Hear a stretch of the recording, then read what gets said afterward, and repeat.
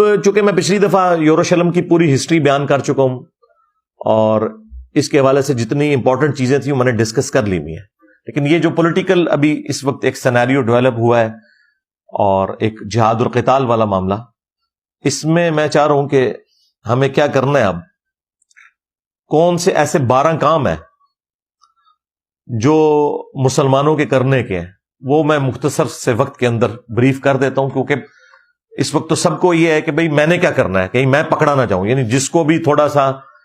آخرت کی جواب دہی کا خوف ہے نا، تو وہ تو ڈرتا ہے کہ بھئی میں نے اس پورے معاملے میں کیا کرنا ہے کہ اللہ تعالیٰ مجھے نہ پکڑ لے کہ میرے مسلمان بھائیوں کے ساتھ یہ ہو رہا تھا اور میں نے کچھ نہیں کیا۔ تو اس کانٹیکسٹ میں نے 12 علمی پوائنٹس کی شکل کے اندر 12 ٹاسک یعنی 12 کرنے کے کام، ان میں سے بھی پہلے 2 کام وہ ہیں جو ہم سب نے کرنے ہیں،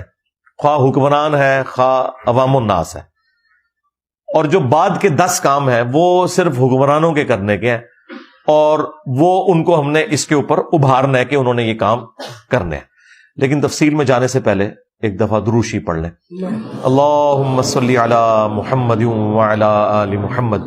کما صلیت علی ابراہیم وعلی آل ابراہیم انک حمید مجید، اللہم بارک علی محمد وعلی آل محمد کما بارکت علی ابراہیم وعلی آل ابراہیم انک حمید مجید۔ اچھا جی، اب آ جائیں ان 12 کاموں کی طرف۔ ان میں سے پہلے 2 کام تو سب نے کرنے ہیں، خواہ وہ عوام الناس ہو یا حکمران، اور جو بعد کے 10 کام ہیں وہ صرف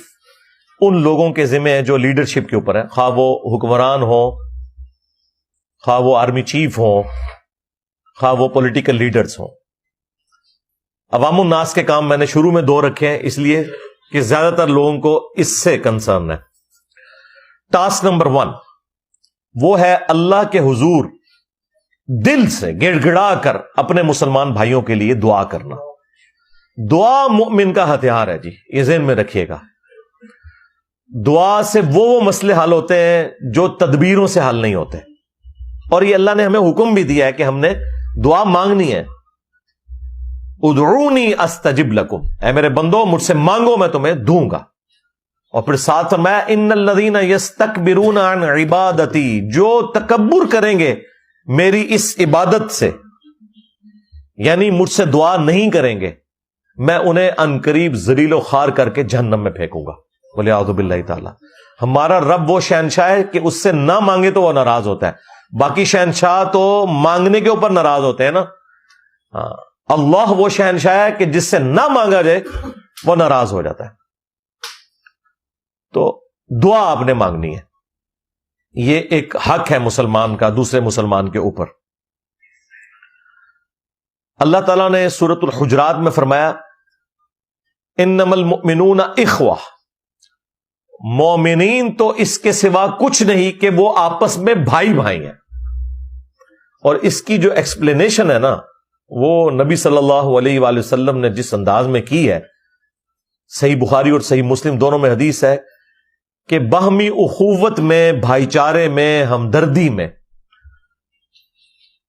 تمام مسلمان ایک جسم کی مانند ہے۔ جسم کے اگر ایک حصے میں بھی تکلیف ہو تو پورا جسم اس کی تکلیف کو محسوس کرتا ہے۔ حتیٰ کہ صحیح مسلم میں یہاں تک الفاظ ہیں کہ اگر آنکھ میں تکلیف ہوتی ہے نا تو پورا جسم رات کاٹ کے گزارتا ہے، صرف آنکھ نہیں جاگ رہی ہوتی، پورا جسم جاگ رہا ہوتا ہے۔ تو یہ دعا والا معاملہ کرنا ہے، اور اس دعا میں ہمارا اپنا فائدہ بھی ہے۔ صحیح مسلم میں حدیث ہے کہ جو مسلمان دوسرے مسلمان کی غیر موجودگی میں اس کے لیے دعا کرتا ہے، ظاہر ہے ہم تو یہاں ہیں، وہ فلسطین میں ہے، یہاں بیٹھا ہوا اگر کوئی ان کے حق میں دعا کرتا ہے تو اللہ تعالیٰ ایک فرشتہ معمور کر دیتا ہے جو اس دعا کرنے والے کی دعا پر آمین کہتا ہے، اور ساتھ یہ بھی کہتا ہے کہ اے اللہ جو یہ شخص اپنے بھائی کے لیے دعائیں مانگ رہا ہے نا، یہ تمام دعائیں اس کے حق میں بھی تو قبول کر لے۔ دیکھیں، یعنی ہم تو خود دعا مانگ رہے ہیں اور فرشتہ ہمارے حق میں، ایک معصوم فرشتہ ہمارے حق میں اللہ کے حضور دعا مانگتا ہے۔ تو اس دعا کرنے کا فائدہ ہمیں خود بھی ہے کہ اگر ہم اپنے بھائیوں کے لیے دعا کریں گے ان کو تو فائدہ ہونا ہی ہونا ہے، انشاءاللہ ہمیں بھی اس حوالے سے فائدہ ہوگا۔ ٹاسک نمبر 2 وہ ہے سوشل میڈیا کے اوپر اپنی آواز کو بلند کرنا۔ کہیں پر اگر پروٹیسٹ ہو رہے ہیں ان پروٹیسٹ میں حصہ لیں، فزیکلی جو ڈیمانسٹریشن ہوتی ہے بینرز اٹھا کے، پلے کارڈز اٹھا کر، جس طرح یورپ میں اور امریکہ میں پوری دنیا کے اندر یہ احتجاج ہو رہے ہیں، ان میں جہاں تک قانون کے دائرے کے اندر آپ نے اس میں حصہ لینا ہے، اور سوشل میڈیا کے اوپر آپ نے اسلام کے حق میں، فلسطینیوں کے حق میں آواز بلند کرنی ہے، لیکن اس آواز بلند کرنے میں ایسا کوئی معاملہ نہ ہو کہ وہ گالی گلوچ کی طرف چلا جائے اور اسلام کی کوئی غلط پکچر لوگوں کے سامنے آئے۔ یہ ذہن میں رکھیے گا، یہ اللہ تعالیٰ نے سورہ الانعام میں فرمایا وَلَا تَسُبُّوا الَّذِينَ يَدْعُونَ مِن دُونِ اللَّهِ فَيَسُبُّوا اللَّهَ عَدْوًا بِغَيْرِ عِلْمٍ، مت گالی دو لوگوں کے جھوٹے معبودوں کو، کہیں ایسا نہ ہو کہ وہ انجانے میں تمہارے رب کو گالیاں دیں بغیر علم کے۔ تو اس لیے گالی گلوچ والا معاملہ نہیں ہونا چاہیے کہ جس کی وجہ سے اسلام کی بدنامی ہو۔ اچھا، اس آیت کو بعض لوگ میرے خلاف بھی یوز کرتے ہیں کہ جی ہمارے بزرگوں کو برا کہتا ہے، تو قرآن نے تو کہا ہے کہ کسی کے بزرگوں کو برا نہ کہو، وہ تمہارے بزرگوں کو کہیں گے، تمہارے بزرگوں کو آپ کہہ لیں۔ ہمارے بزرگ وہ ہیں کہ جن کے بارے میں آپ تصور بھی کریں گے نا برائی کا تو آپ اسلام سے خارج ہو جائیں گے، تو مر جاؤ آرام موت، ٹھیک ہے، ہمیں تو کوئی فرق نہیں پڑتا۔ دوسرا، یہ آیت کافروں کے بارے میں ہے، مسلمانوں کے لیے نہیں ہے۔ مسلمانوں میں اگر کوئی شخص اسلام کے ساتھ غداری کر رہا ہے تو اس کے لیے تو قتل مرتد کی سزا ہوگی، وہ تو اسلام کی روح سے منافق ہے، اس کو ننگا کرنا ہر مسلمان کی ذمہ داری ہے، وہ اسے گالی دینا نہیں ہے۔ اسی لیے میں کہتا ہوں کہ آپ ہمارے مخالفین جو ہو نا، آپ لوگ کافر ہو جو چھوڑ دیں گے آپ کو، لیکن مسلمان ہو کر نام لو اللہ اور اس کے رسول کا، چندے اکٹھے کرو اللہ اور اس کے رسول کے نام کے اوپر عز و جل و صلی اللہ علیہ وآلہ وسلم، سواریاں سوار کرو مکے اور مدینے کا نام لگا کر، ہاں یہ آوازیں دے کر، اور انہیں پھینکو اپنے بابوں کی درگاہوں کے اوپر ان فرقوں میں جا کے، تو پھر تو ہم تمہارا لحاظ نہیں کریں گے۔ بالکل غداروں کے لیے نہیں ہے یہ چیز، یہ بالکل ڈیفرنٹ چیز ہے۔ یہ میں نے ضمناً ایک مدنی پھول عرض کر دیا۔ ہاں اچھا، اسی کانٹیکسٹ میں سورۃ المائدہ میں اللہ تعالیٰ نے